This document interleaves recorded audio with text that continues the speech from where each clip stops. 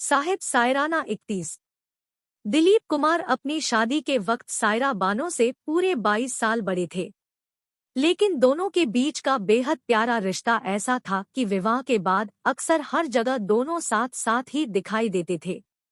यद्यपि सायरा बानो स्टार थी, उनकी भी अपनी अलग दिनचर्या, अलग व्यस्तताएं और अलग शेड्यूल होते ही होंगे, लेकिन फिर भी वो दोनों हर अवसर पर अक्सर साथ ही साथ दिखते, साथ में पहुंचते, साथ में बैठते और साथ ही लौटते। कई सामाजिक, राजनैतिक या पारिवारिक कार्यक्रमों की प्रकृति ऐसी होती कि जहां पति पत्नी साथ में पहुंचे पर बाद में पुरुष पुरुषों के साथ और महिला स्त्रियों में शामिल हो जाएं। लेकिन ये जोड़ा ऐसे अवसरों पर भी अपवाद ही सिद्ध होता। ऐसे ही एक हुजूम में दिलीप कुमार के मोहल्ले एक वरिष्ठ पत्रकार ने पूछ लिया, मैडम कहते हैं कि हर बड़ा आर्टिस्ट तन्हाई में ही अपने आप के लिए बेहतरीन प्रदर्शन के रास्ते खोजता है, दिलीप कुमार को ऐसा मौका कब मिलता है? मुस्कुराती हुई सायरा जी कुछ कहती इससे पहले ही दिलीप कुमार बोल पड़े, रे यार, अब लोग मुझे नहीं पड़ोसन को देखते हैं, तुम तन्हाई तन्हाई करके उसे भगाओ मत। एक जोरदार कहकहा लगा, क्योंकि उन्हीं दिनों सायरा बानो की सुपरहिट फिल्म पड़ोसन धूम मचा कर चुकी थी।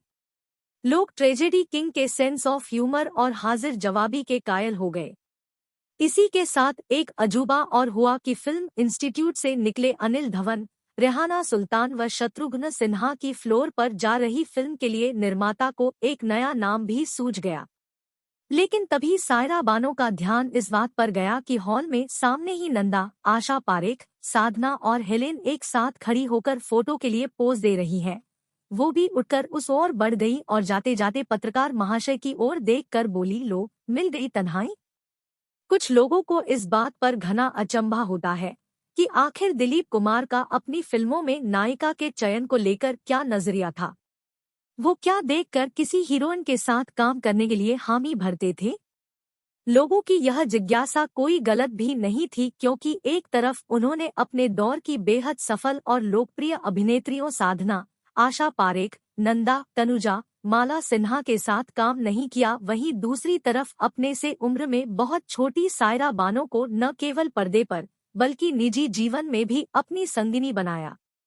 जहां वह उर्दू भाषा और उससे जुड़ी नफासत पसंद करते थे, वहीं दक्षिण से आई वैजयंती माला उनकी पसंदीदा अभिनेत्री भी रही। यहां तक कि लीना चंदावरकर भी उनकी नायिका रही। यदि उन कुछ लोगों की बात मान भी ली जाए जो दिलीप कुमार की शख्सियत के इस पक्ष पर तंज कसने से ये कहते हुए नहीं चूकते थे कि दिलीप साहब को ऐसे कलाकार सहन नहीं होते थे जो पर्दे पर ज्यादा असरदार दिखें, तो फिर आप इसे क्या कहेंगे कि नरगिस, मधुबाला, मीना कुमारी और वहीदा रहमान भी उनकी नायिकाएं रहीं? इस विश्लेषण को समझने के लिए शायद एक दिलचस्प वाकया ही काफी है। उन दिनों राम और श्याम की तैयारी चल रही थी।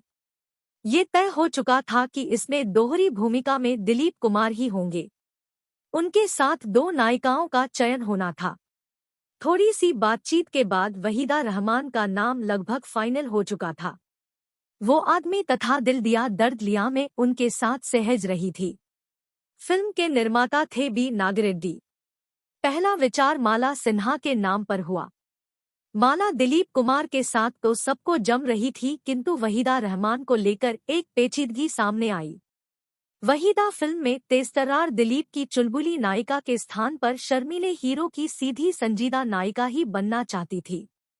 ऐसे में उनसे बड़ी लगने वाली माला सिन्हा चुलबुली नायिका की भूमिका में अपने को फिट नहीं पा रही थी। यहाँ हीरो के डबल रोल के चलते फुटेज वैसे भी कम ही मिलने वाला था, लिहाजा उन्होंने फिल्म से किनारा कर लिया। ऐसे में निर्माता के दिमाग में मुमताज का नाम विकल्प के तौर पर आया। मुमताज उन दिनों सहनायिका के रूप में नंबर 1 मानी जा रही थी।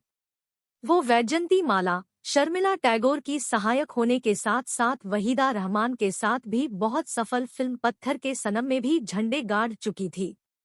लेकिन दारा सिंह, शेख मुखर्यार, फिरोज खान की बी क्लास फिल्मों की एक्ट्रेस सीधे दिलीप कुमार की हीरोइन? बात कुछ जमी नहीं। मन में ये संकोच लिए जब निर्माता व निर्देशक ने दिलीप कुमार को मुमताज का नाम उनके कुछ फुटेज दिखाते हुए सुझाया, तो दिलीप कुमार धीरे से एक ही बात बोले, निम्मी याद आ गई।